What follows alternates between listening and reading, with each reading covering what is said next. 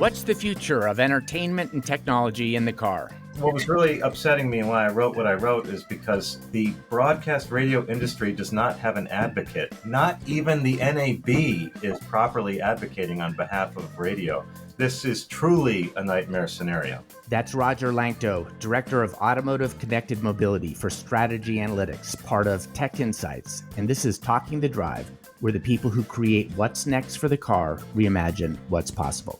I'm John McLeod, Rivet CEO, and joining Roger and me is Cindy Palaskis, Rivet President. Today, we'll take a deep dive into the intersection of listening and location. Roger, last month, you wrote about whether it was time for the automakers to rescue radio. What compelled you to write the story, and what has been the reaction?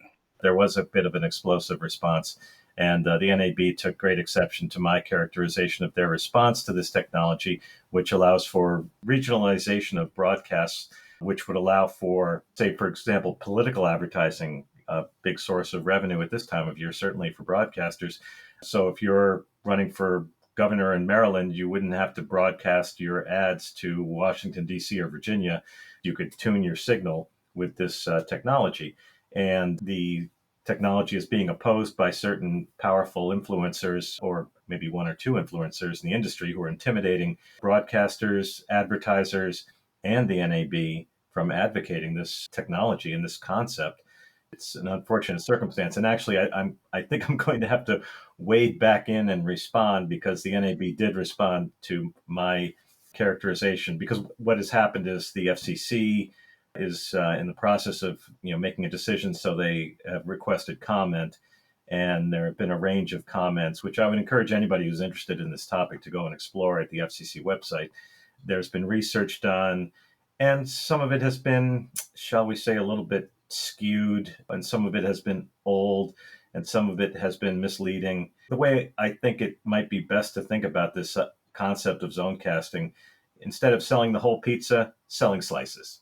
And I think we all understand you could probably make more money selling slices than selling the whole damn pizza. Yes, that was exactly the article I was referencing. And the reason why it's interesting for us is we're all about delivering targeted contextual content to people while they're on the go. And location is one of the big differentiators, we think, for what can happen in the car. And your article brought up a whole bunch of questions. The first question was, why would the industry and the NAB not support more aggressive targeting that could really enhance the value of the content and the value of radio? And the second question, which is maybe a bit rhetorical, but why would the car companies want to save radio when they really don't participate significantly in the cut of the radio pie? They do get a cut of the Sirius XM pie, but they don't participate in the XM in the AM FM pie. The automotive industry, as I indicated before, is using radio for all kinds of automobile advertising to sell cars and automobile insurance and other kinds of messaging. Also, the car is a unique content consumption environment where you're seatbelted in and you're moving about. And actually, one of the attractions of SiriusXM was that it could provide a consistent signal no matter where you were driving. So it is possible to drive out of a coverage zone for the radio station that you prefer. But the point is that radio station that you prefer probably has all the relevant information you want about traffic, weather, local news, alerts and warnings, emergency communications, very focused and in such a way that no other content platform has been able to replicate fundamentally. And in most instances, maybe not all, but in most, there is someone live on the air communicating with you and telling you as you're driving what's going on. Now, with the zone casting, then you could get, if you will, hyper relevant traffic and weather information. So you're not driving on, the Virginia side of Washington, D.C., in my case, and getting news about the Beltway in Maryland. You're only getting traffic information that's relevant to you. So there have been a lot of organizations that have tried to deliver a location-relevant solution for content delivery in the car, including entertainment as well as infotainment, in a comparable way to what the radio does. But none have been successful, and all have fallen by the wayside. There just is nothing like radio. And for the auto industry to give up on radio would be giving away some really core DNA around the driving experience. I think the industry understands that it would be a huge mistake to just cast radio aside, recognizing that delivering a radio experience in a car is not a simple proposition. Receiving those signals, we've heard all about diversity antennas and getting those signals clearly in a very challenging RF environment, which has only been complicated by electrification, as we all know, unfortunately impacting AM in some instances. It takes a lot of effort. And even more now that, as I say, we have this screen real estate before us in the industry in that central dash position. What are you going to do with that? Well, it's a huge opportunity to communicate more contextual information, actually. It seems like a huge opportunity also for the automakers to differentiate from a brand in terms of how one automaker is presenting both visually and audially the content versus another. And it's something that, as you said, it doesn't seem quite as differentiated an experience as it could be. I don't know how the automakers could do more to incorporate the radio experience into the different brands that they offer to listeners or Well, drivers. where we're at right now is when you get into a car, you are completely at sea when you start the car up. The dashboard is like a box of chocolates, right? You never know what you're going to get. And some of the Germans have recognized this and taken a little bit more control and responsibility. But I think there's a recognition that when you get in the car, what you want on the dash is information and your preferred content. And the radio is the logical default. That's not the experience in every car. And every automaker is on a different path and a different trajectory in terms of exhibiting what their philosophy is around the radio and content management. Actually, zone casting and some of the technologies that are being talked about with radio would enable more unique tagging or direct interaction through the radio stream and the metadata connections in the car. So that's some bleeding edge stuff that's on the table and possible, but not much of that has actually made it into cars quite yet. But I think it's on the horizon. I think people increasingly are going to be looking for a more engaging experience without driver distraction. We're going to mitigate for driver distraction. Don't get me wrong. Roger, when you said right now, when you get in a car, it's kind of like having a box of chocolates and you reach in and you don't know what you're going to get. That seems like a very kind interpretation of what the reality is right now. I feel like we almost want to get more to where it's a box of chocolates, where whatever you get is going to surprise and delight you. You're just not sure what flavor it's going to be. And right now, what you're reaching into is it's a trick or treat bag. You just don't know if it's going to be. Maybe I'm being influenced because Halloween's coming up, but I'm just like, it is not a box of chocolates. You took it in exactly the correct direction. Yeah, it isn't Forrest Gump. It's more like Friday the 13th Right. because you can't find the radio station. It is more like Halloween. Exactly. It's scary. Where is the radio station? I literally had a moment when I took my delivery of my 2022 BMW X3 and I could not access the FM station. It passed. The car finally sorted itself out and figured out, FM you want, but literally for about, a day, I couldn't get FM and I thought it's happened. It's finally happened. I'm embarrassed to admit I've had my car for 18 months, and once it switches to Apple CarPlay and I've listened to my podcast and I want to go back and listen to radio, I don't know how to do it unless I unplug my phone. Apple CarPlay completely takes over whether you want it to or not. I'm like, I just want my FM station. Oh, and by the way, Apple is no friend of the broadcast radio industry. I don't think we've forgotten that Apple refused to turn on the FM chip. Thank you very much. And no good reason for them not. I could see the carriers not wanting, well, even the carriers, the carriers would not want the FM chip on. They would want you to stream. But what was Apple's motivation? None. No reason. So, yes, it's more Friday the 13th than Forrest Gump in the dashboard these days. I just wanted to kind of emphasize that from a user perspective.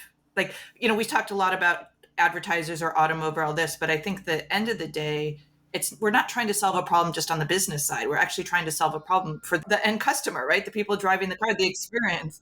What was really upsetting me and why I wrote what I wrote is because the broadcast radio industry does not have an advocate. Not even the NAB is properly advocating on behalf of radio. This is truly a nightmare scenario. It seems like thinking about what people want, having that super local, hyper local advertising would be much more tolerable by end users. I mean, as a driver, I'm much more open to advertisements that are directed directly towards me, and contextually where I am is something that I would be much more open to hearing about versus advertisements that aren't. Yeah, getting an offer for a particular McDonald's that may be in my vicinity, or I don't know, could be Bed Bath and Beyond, Kohl's, whatever. Just getting messages that are, really relevant, I think would be a really delightful experience in the car. There are so many moments where you're driving and weather's changing or something's going on, to understand what's going on around you, not what's going on in a 50-mile radius of where you are, it would be much more impressive and meaningful. And only radio really is capable of delivering that experience. Now, maybe Waze gives you some hyperlocal stuff, but with Waze, what you're talking about is not really curated, it's crowdsourced, and there's a difference. Generally speaking, automotive engineers are not big fans of crowdsourced. Curated, yes. It seems like, John, that's where you were talking about the value the automakers add to the equation is being a channel for that hyperlocal, and where they could actually start participating economically in this Right. ecosystem. Going back in history, before Cindy and I started Rivet, which we fully focus on really streaming of content and data, through audio and video now as well. Rivet does video. At Navtech, we provided the traffic data through initially XM series satellite radio and then through the RDS sideband. And we were very aggressive in testing the way to deliver hyperlocal advertising. And in fact, we developed a technology and a patent to deliver advertising via the RDS sideband using the traffic codes. And it was launched on Garmin P&Ds. Was not very successful for a couple of reasons, one of which there was no real advertiser marker to support it. But the other issue is that I think I had one of those Garmin devices, and remember when they had Twitter integrated as well? Yeah. But the other problem that we learned later at Rivet is, of course, the other value of streaming versus broadcast is the ability to measure the actual clicks and usage on the devices.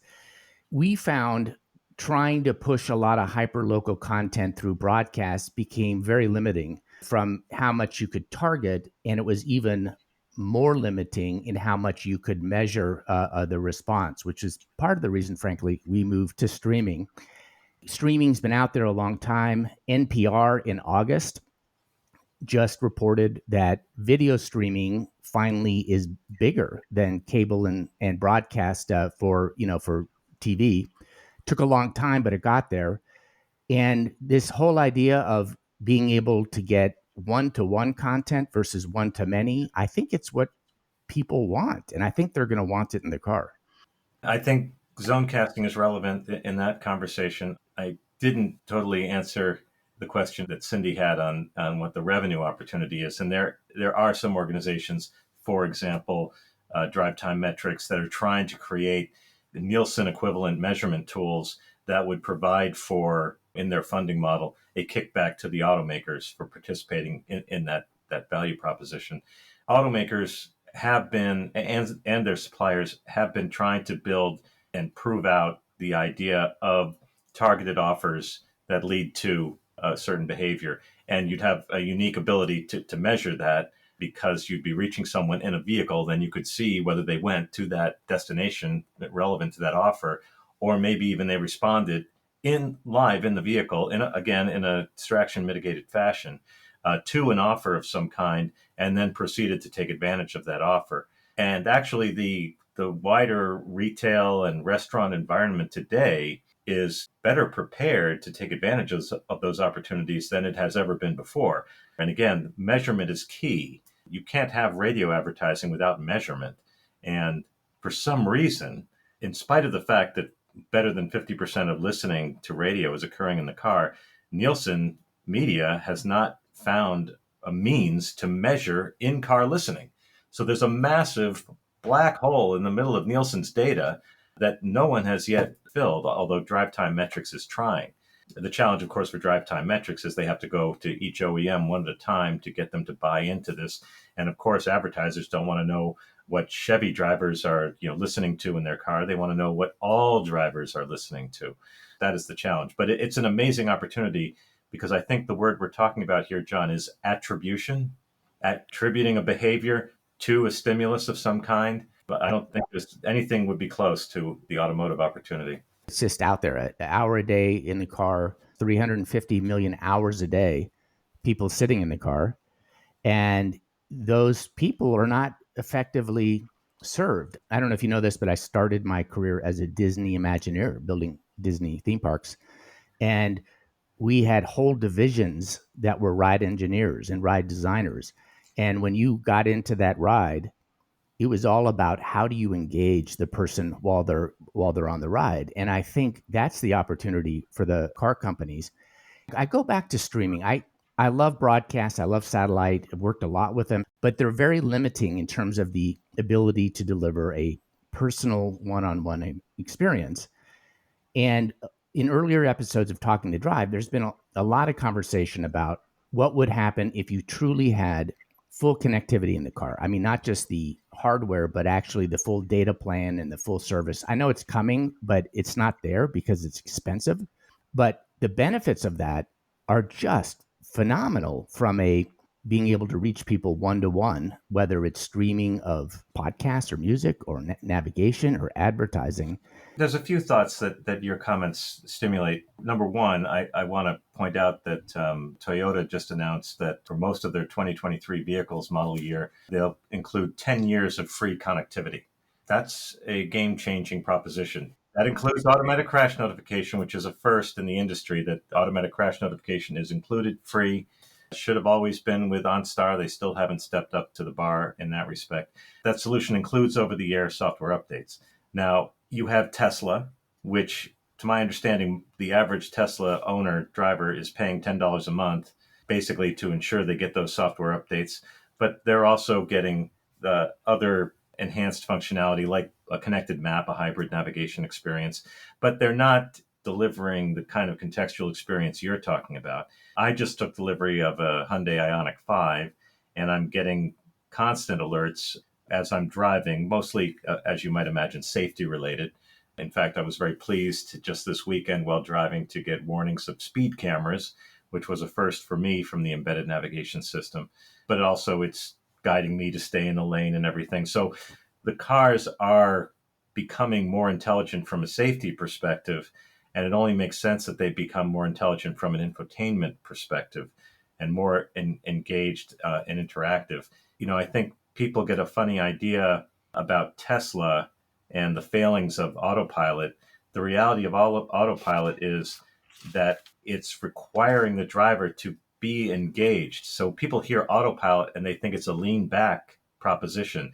It's actually a lean forward proposition because it's constantly asking for help or calling for you to pay attention, even though it's not quite super cruise, which actually really requires that you pay attention. That's the other data point, which is Super Cruise. If you want Super Cruise so you can take your hands off the wheel when you're highway driving, you need an OnStar subscription. So, and all of this is correlated with what's sweeping the industry, which is what we've all heard so much about, the software-defined car. So cars are increasingly defined by software, which needs to be secured and updated. So you have to have that connection. And Toyota finally realizes that with this 10-year free trial, recognizing that the value of that connection is probably more for Toyota even than it is for the consumer. If they can understand how the car is being used, how they're functioning, anticipating problems, that has huge value to retaining those customers. And retaining customers is a multi-million dollar value proposition in and of itself. I want to go back to the Hyundai example, which is the fact that in your embedded experience, now always connected along your drive without even asking, it's telling you what's around you. In earlier episodes, we have talked about a new streaming service that marries really marries location and a new media streaming. Audio first, but with images and text and graphics. Location, though, car data is the magic that keeps the drivers and passengers always engaged and always connected. And so the idea is to deliver a embedded consumer experience that's smarter than radio and navigation systems, but is easier and more enjoyable than apps and other infotainment systems. And I think with the car really becoming connected, and with the power of streaming, with the targeting both ways to get to the driver and to pull out their attributes or behavior, it seems like that's just naturally where things are going to go. I realize it's really complicated to get there, but it just seems like that's where it will end up, hopefully in our lifetime. I think so. I mean, unfortunately, there's an Infinity ad that's sort of disappointing. That this woman comes out and talks about how wicked cool her big Infinity SUV is, and she gets in and she points to the dash and talks about how sparkling the display is and the content there, and all it is icons from Apple CarPlay or Android Auto or something. It's like, what? You got to be kidding me. This is not a unique, customized, contextual experience. This is apps on a screen. This is an app store. And it's the disconnect there is a little disappointing. And especially if you've had a look at what Daimler's doing with the EQ series, just amazing content platform. A carousel of radio stations or content that you can flip through. Again, distraction mitigated, but contextually aware, and so much more engaging and actually, kind of exciting. It's kind of a shame if you're out there and you're not exploring what's the world of the possible in the dashboard. We absolutely do not want to leave that all to Apple and Google. We've talked about sort of who are the players that can make this new streaming location world possible. One of the benefits of being able to really capture that for the car companies is the opportunity to create something that is much better than Apple and Google in the car. Because even though Apple and Google CarPlays and Android Autos help sell cars, people really don't use them that much for consuming of content. You'll pull it up for a map, you might play Spotify, but it's one of the reasons why AM FM is still dominant is because it's so simple to use. It's right there, and it's part of the car DNA. I think we need to come up with something that's smart but part of the car DNA. When you say that, the thought that comes to my mind is it takes a village. There's not just one company trying to solve this. Some automakers are trying to do it in-house. Some are working with their tier one suppliers. Companies that come to mind are companies like Telenav or Xperi, but they're obviously working with the Panasonics and Bosches and Continentals of the world to render these systems. And then there's other players still trying to deliver enhanced traffic experiences. Of course, we have new challenges. When you talk about contextual information, we're on this path to electrification. I need to know where the charging stations are and whether they're functioning and available and whether they're compatible with my car. So we have a need for more contextual information than we've ever needed before. So the demands are greater on the automakers than they've ever been before.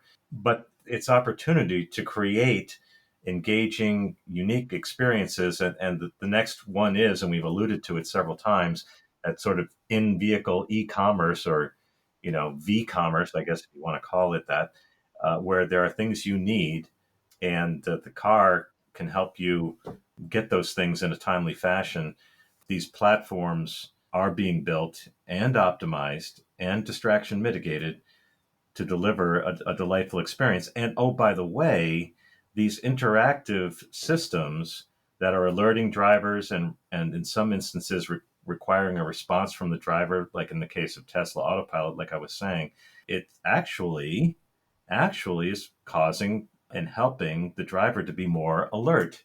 to be paying more attention to the driving task. Again, it's more relevant information. It's more interesting. It seems to me that there is no natural player who sits in a position to pull all of this together, because you have people coming from lots of different perspectives. And what we're talking about, I Oh, think, okay, John, forgive me. I should have added here and Tom, of course. Forgive me. sure, of course, exactly. There's a sort of a service provider role that needs to come together. Somebody needs to step up, because it's not the car companies, because the car companies, they have lots of other things they're trying to solve, and there are so many of them. But there's the opportunity for a service provider, kind of similar to what Sirius XM did with satellite radio, but a service provider to come in. And this notion of marrying the location and I call it a new multimedia, because it's audio, but it's a lot of data, it's a lot of information, it's a lot of alerts. And Cindy and I have worked on sort of an automotive media data format concept of the need to come up with some kind of data format, consistent data format, so that people who create content for this new world and also who consume it on the other end. So there's a consistent way to create it. It's very similar in concept to the MAP GDF, the geographic data format that helped, create the whole navigation business, the traffic codes that helped put traffic on the map. And so this idea of an automotive media data format is something that we think is necessary. And as you talk about the broadcast metadata and all that stuff, it's all the more reason that we need to think of this from a service perspective, but we also need to think about it from a data perspective. Yeah, so we're moving into a world of edge computing. So you have organizations like Nexar that are building edge computing solutions around really safety-related contextual information, roadworks, parking spaces, road obstructions, things of this nature, maybe even speed limits and other kind of information that changes a little bit more frequently than people realize. But a content management edge solution, yeah, I think there's absolutely a role for that to be played. I think Xperia is playing part of that role right now, providing the metadata infrastructure. But I think some of the opportunities we're talking about create an opening for a different kind of conversation. And you're right, the automakers can't run that show. It doesn't make any sense. I'd say it's an unsolved problem, an opportunity to redefine that experience. Our guests on Talking the Drive have been Roger Langto and Cindy Pulaskis. I'm John McLeod, and I welcome your thoughts. Drop me a line at drive, DRIVE, at rivet360.com. Talking the Drive is produced by Rivet 360, a technology and production company that's excited about what's next for people, places, and things.